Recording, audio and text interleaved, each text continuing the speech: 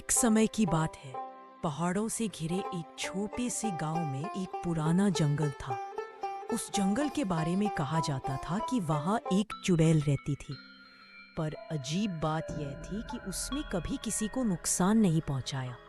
वह बस जंगल में ही रहती थी और किसी को दिखाई नहीं देती थी। गांव में एक छोटा बच्चा था, नाम था मोहन।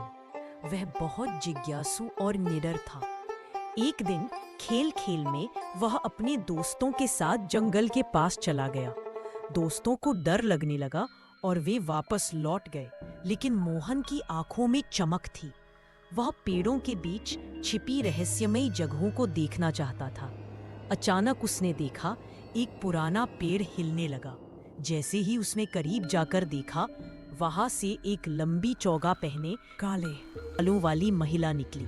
मोहन डर तो गया, लेकिन भागा नहीं।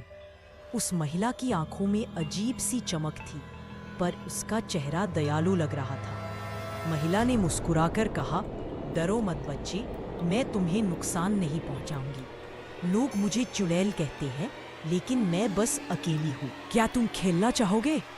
मोहन की आंखें चमक उठी। उसने हाँ कर दी।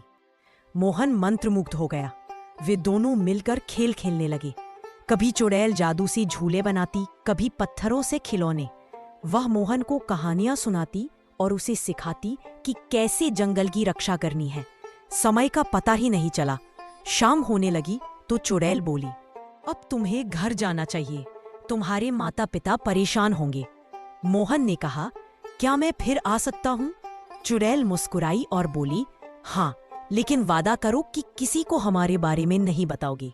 लोग जिसे समझ नहीं पाते उससे डरते हैं। मोहन ने वादा किया। वह रोज जंगल आता, खेलता और नई बातें सीखता। चुड़ैल ने उसे सिखाया कि प्रकृति का सम्मान कैसे करना चाहिए, पेड़ों और जानवरों से दोस्ती कैसे करनी चाहिए। धीरे धीरे मोहन बड़ा हुआ और जंगल की रक्षा करने वाला बन गया। गांवों वालों ने देखा कि जंगल हमेशा हरा भरा रहता है, जानवर खुश रहते हैं और बारिश समय पर होती है। वे कारण नहीं जानते थे, लेकिन यह सब उस दोस्ती की वजह से था। एक निडर बच्चे और एक अकेली चुड़ैल की। यह कहानी हमें सिखाती है कि हर रहस्यमयी चीज डरावनी नहीं होती। कभी कभी डर के पीछे दया, दोस्ती और सीख छुपी होती है।